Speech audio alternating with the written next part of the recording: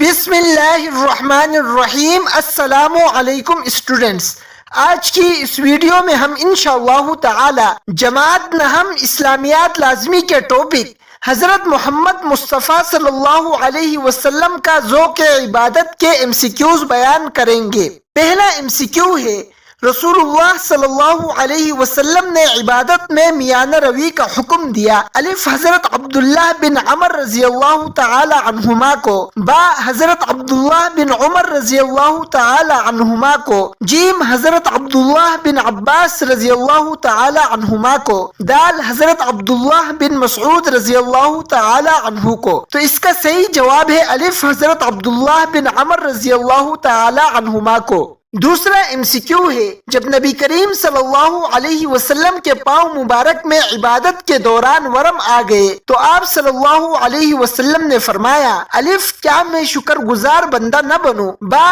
کیا میں اللہ تعالیٰ کی عبادت نہ کروں، جیم کیا میں اللہ تعالیٰ کو یاد نہ کروں، دال کیا میں عبادت کا حق ادا نہ کروں۔ تو اس کا صحیح جواب ہے الف کیا میں شکر گزار بندہ نہ بنوں۔ تیسرا MCQ ہے، نبی کریم صلی اللہ علیہ وسلم نے نماز کو قرار دیا، الف آنکھوں کی ٹھنڈک، با آنکھوں کی روشنی، جیم آنکھوں کی چمک، دال دل کی روشنی۔ تو اس کا صحیح جواب ہے الف آنکھوں کی ٹھنڈک۔ چوتھا MCQ ہے، نبی کریم صلی اللہ علیہ وسلم غار حرا تشریف لے جاتے تھے، الف فرشتے سے ملاقات کے لیے، با تبلیغ کے لیے، جیم فضیلت کے لیے، دال یکسوئی کے لیے۔ تو اس کا صحیح جواب ہے دال یکسوئی کے لیے۔ پانچواں MCQ ہے، حدیث مبارک کے مطابق نبی کریم صلی اللہ علیہ وسلم رات کے کس حصے میں سوتے تھے، الف ابتدائی حصے میں، با آدھی رات کو، جیم آخری حصے میں، دال فجر کے بعد۔ تو اس کا صحیح جواب ہے الف ابتدائی حصے میں۔